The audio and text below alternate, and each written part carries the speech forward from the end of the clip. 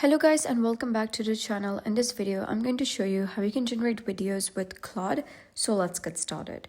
Claude AI cannot generate videos directly, but it can help you create everything needed to make videos fast and easy.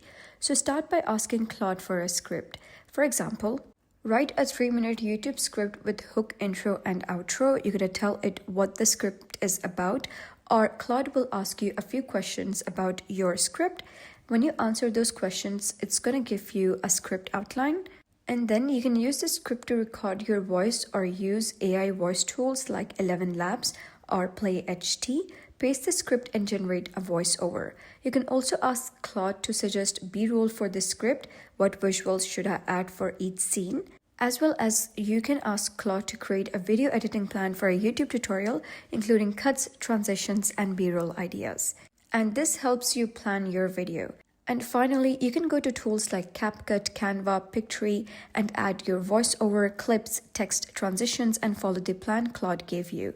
Simply export your video and upload it to YouTube, TikTok, or Instagram. You can also ask Claude to create titles, write descriptions, and generate tags. And that's how you generate videos using Claude AI. It handles the planning so you can focus on creating faster.